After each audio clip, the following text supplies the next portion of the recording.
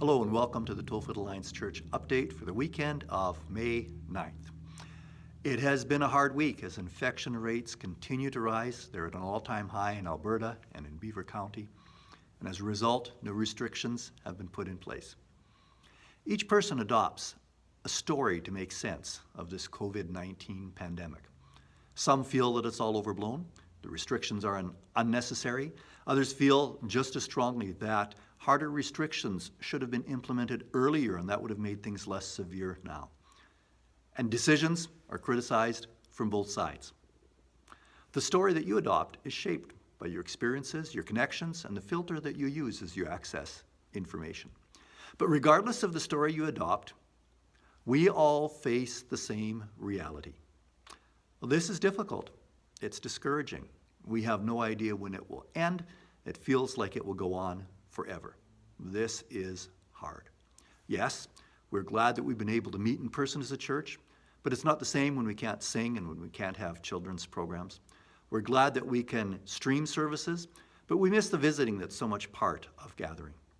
Early in 2020, we couldn't imagine that we would be suspending church services, that things like in-person dining and restaurants would be closed. It was unimaginable that it would be against health regulations to have members of our own family visit us in our own home.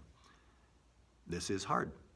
And we've experienced emotions of disappointment, frustration, anger, grief, and loss. A second reality that we share as believers is that we live with hope. We know that God is enthroned above the storm, that He is in control of all that happens, and that He works all things together for good. Yet living with hope does not exempt us from loss or from the difficult emotions of loss. I was encouraged this past week when I was reading the beginning chapters of 1 Samuel. Those chapters describe a very difficult time for the people of Israel. There's some very blunt descriptions of the time. In 1 Samuel 3:1 it says, "Now in those days messages from the Lord were very rare and visions were quite uncommon."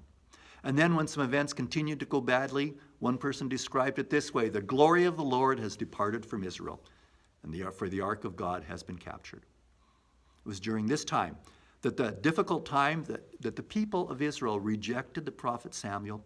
They lobbied for a king who would judge their squabbles and lead them in battle. And God eventually gave them what they wanted, and they were led for a time by King Saul. But it didn't go as well as they envisioned. And at one point, they turned to Samuel for help. God's people faced a time when God seemed silent. He seemed absent. The glory of the Lord had departed. And he seemed uninvolved as Saul's kingship was less than successful. It was a difficult time. And in that difficult time, Samuel's message to them was that God would still teach them what is good and right, and that they needed to remember the great things that God had done. Samuel said, "For the sake of His great name, the Lord will not reject His people, because the Lord was pleased to make you His own." When the emotions of difficult times hit us hard, we feel like God is silent, absent, or even disinterested. But we are God's people, and He will continue to teach us and guide us in the good way that He has planned for us, for the sake of His great name and because He has been pleased to make us His own. We need to give space to our emotions of loss, but we also need to give space to the assurance of God's sovereignty and His passionate care for each one of us. So with that preface and maybe perspective, you've heard that there are new restrictions that affect schools and businesses and outdoor visiting and churches. While churches are allowed to have services with a maximum of 15 people, virtual or online services are strongly recommended. The spread of the virus is limited when people limit their contact with people who are outside of their own household. The best option for our church at this point is to move services online for the next few weeks. Services will be completely online for the weeks of May 9, 16th, and 23rd, and we will reevaluate as restrictions are eased. Our website will have links for the worship video sets that are prepared by our worship leaders and also for the weekend sermon. You can find things on our YouTube channel, our website, or our Facebook page. So this weekend, we say, Happy Mother's Day. Mother's Day is experienced quite differently by different people at various stages of life. It's a day that might include gifts and cards and flowers and breakfast in bed or phone calls or video calls. It can be a day of celebration. For those who cannot meet with family due to distance or in 2020 and 2021 due to restrictions, it could be a difficult day. It can trigger emotions of loss for someone who has passed away. It can serve as disappointment for those who, for a variety of reasons, have not been able to have children.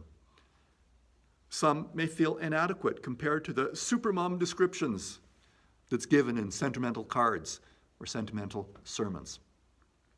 When I selected the Mother's Day text this year, I didn't know it would land on this Sunday when schools and churches are again turning online. But Isaiah 54 speaks blessing into a wide range of circumstances and a wide range of family experiences. Isaiah 54 verse 10 reads, "Though the mountains be shaken and the hills be removed, yet my unfailing love for you will not be shaken, nor my covenant of peace be removed, says the Lord, who has compassion on you." I encourage you to take time to read the entire chapter of Isaiah 54. And I hope that you will tune in this weekend and be encouraged by God's promises and by his compassion for each one of us. Find those links again on our YouTube channel or website or Facebook page, and you can find the Sunday message there as well as some worship videos. So to each one, I do say a happy Mother's Day, and may God's richest blessing be with you. Take care.